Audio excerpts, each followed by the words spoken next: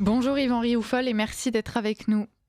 Bonjour Liselotte Dutreuil. Alors, on s'empresse de vous demander votre avis sur cette grande manifestation pour la liberté d'expression qui a eu lieu samedi à Londres sur initiative donc de Tommy Robinson, chers auditeurs, on le rappelle.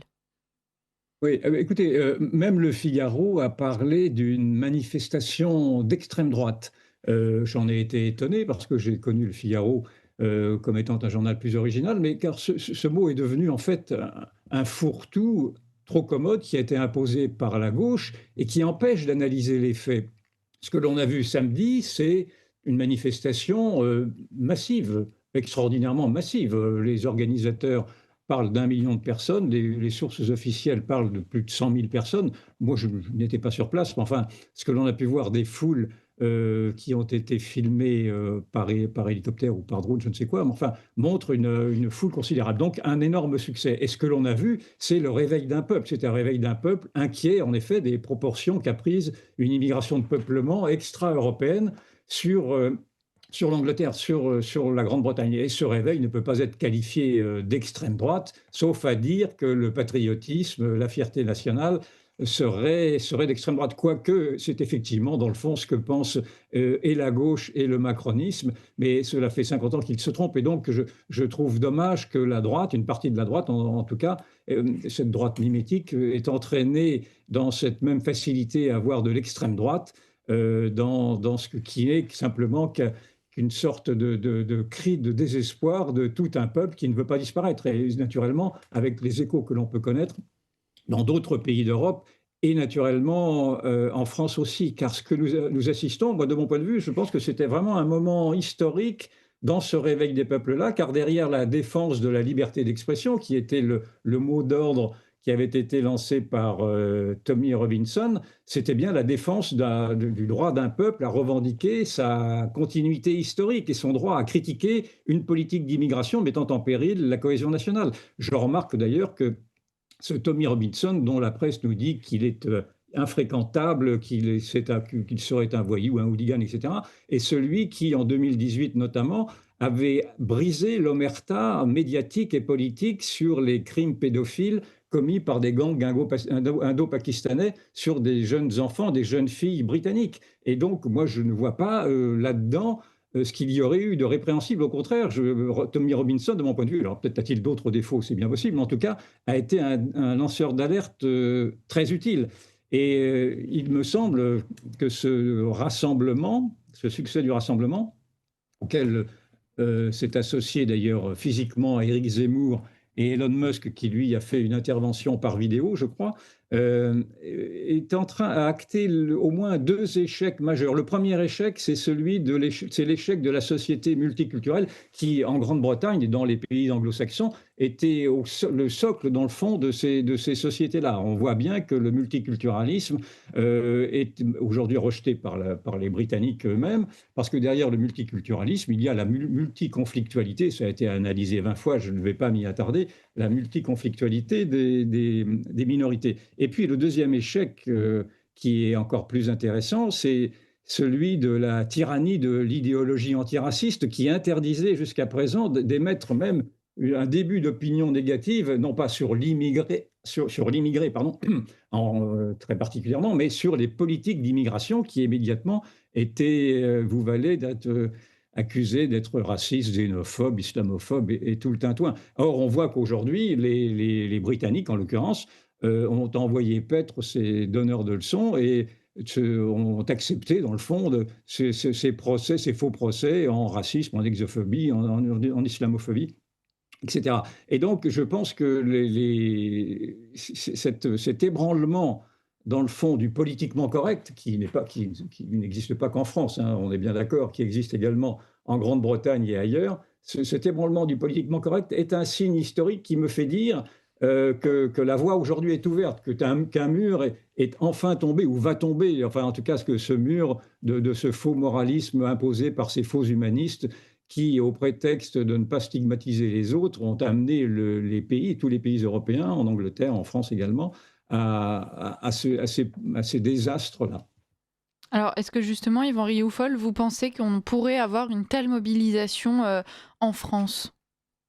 Moi, personnellement, je la souhaite et je pense en effet qu'une telle mobilisation aurait dû d'ailleurs être initiée par la France. J'aurais aimé qu'elle soit à la tête, dans le fond, de ce réveil conservateur, de cette révolution conservatrice. Nous avons une grande tradition de révolution. Quand je parle de révolution conservatrice, j'entends bien une révolution conservatrice non violente, bien entendu, une révolution des esprits. Mais là, jusqu'alors, la France était leader, si je puis dire, dans ces grands mouvements d'émancipation, de libération.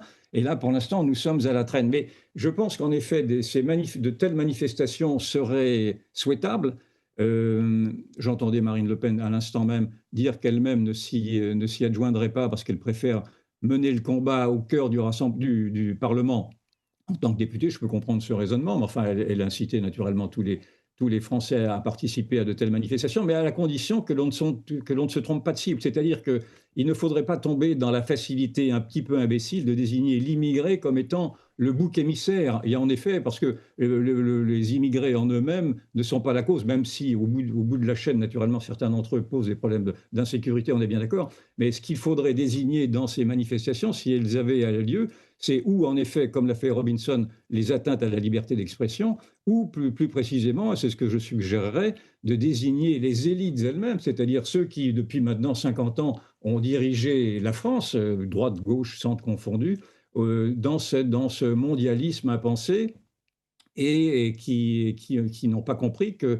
les citoyens avaient un besoin de protection. Et c'est ce système immigrationniste-là, imposé sans avoir jamais demandé l'avis des Français en l'occurrence, ou des Britanniques, qui devrait être la motivation d'une grande manifestation de masse si elle devait avoir lieu. Et derrière cette grande manifestation de masse, naturellement, il ne faut pas se cacher derrière son petit doigt. Emmanuel Macron en serait le symbole, car il est le représentant, le dernier représentant, ancien socialiste, progressiste, le dernier représentant de ce monde déconnecté en guerre contre le populisme. Il a théorisé lui-même cette opposition entre progressisme et populisme. Or, ce sont les peuples, ces peuples qui ne veulent pas mourir, qui sont en train d'écrire l'histoire. C'est le vent de l'histoire donne tort aux progressistes, donne tort à Emmanuel Macron, donne tort à la gauche en règle générale. Et donc, je pense que il est temps de comprendre et d'embrayer, de prendre le train en marche, d'autant que les États-Unis également montrent l'exemple. Il est très intéressant de voir que ce sont aux États-Unis les cercles de réflexion, les think tanks américains, qui ont théorisé le mieux le retour au souverainisme et avec notamment Trump et J.D. Vance dans son discours dont je vous avais parlé, mais je n'y reviens pas, de Munich d'il y a quelques mois, qui avait théorisé le point central qui représentait l'immigration. Simplement, aujourd'hui, vous vous rendez compte que ce monde progressiste qui est maintenant très déstabilisé, qui, de mon point de vue, arrive à sa fin, est un monde qui devient de plus en plus violent. Et on l'a vu naturellement à travers le sort épouvantable qui a été celui de Charlie Kirk, qui a été assassiné par un soi-disant antifasciste, et l'on se rend compte, on en a déjà parlé mille fois ici, que l'antifascisme aujourd'hui est le nouveau fascisme. Et donc on voit bien que ce monde en faillite est prêt à tout pour s'accrocher au pouvoir, et l'on va assister en France, sans être prophète, on va assister en France ces prochains jours, ces prochaines semaines, ces prochains mois, à un débordement de haine et de violence verbale de la part, violence verbale pour l'instant, mais peut-être violence de cours de la part de ce progressisme qui, encore une fois, est en train de vivre, de mon point de vue, ces dernières heures, en tout cas ces dernières années, ces derniers mois, car on voit bien d'ailleurs le succès de la pétition de Philippe de Villiers, qui à ce jour a récolté en une semaine, un peu plus d'une semaine, ils l'ont lancé lundi dernier, qui a récolté 1 300 000 signatures.